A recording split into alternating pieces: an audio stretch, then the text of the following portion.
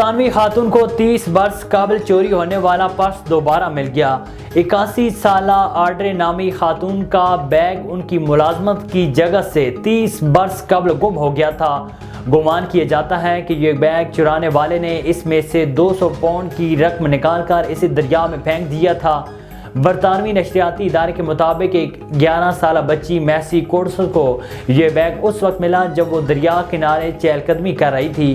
ان کا کہنا تھا کہ وہ اپنے والدین اور کتے کے ساتھ دریا کنارے واک کر رہی تھی تو اسے یہ بیگ پڑا ہوا ملا، اور جب میں نے اسے کھول کر دیکھا اور سوچا کہ شاید جس کا ہے وہ مر گیا ہے، جس کے بعد ہم نے سوشل میڈیا کی مدد سے مالک کی تلاش شروع کی اور بیگ سے پتہ چلا کہ اس کی مالکہ آڈرے ہے۔ اس میں سے ملنے والے کارڈز پر 1993 کی تاریخ درج تھی، تو اندازہ ہوا کہ یہ 30 برس سے پانی میں تھا۔ جاپان کی کیڑے مار دوا تیار کرنے والی کمپنی کی جانب سے مارے جانے والے کیڑے مکوڑوں کی یاد میں تقریب کا انعقاد کیا گیا۔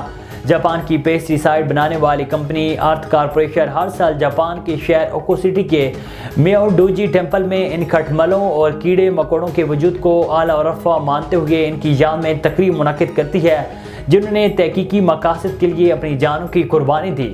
گزشتہ ماہ کمپنی کے 60 سے زیادہ ملازمین نے ان کیڑوں مکوڑوں کے لیے منعقدہ تقریب میں شرکت کی، جس کی قیادت تاؤ مذہب کے پجاری نے کی۔ اس موقع پر درجنوں مردہ مچھروں، چچڑی، مکھیوں، کاکروچز اور دیگر کیڑے مکوڑوں کی تصاویر کو سامنے رکھا گیا اور انہیں خراج عقیدت پیش کیا گیا۔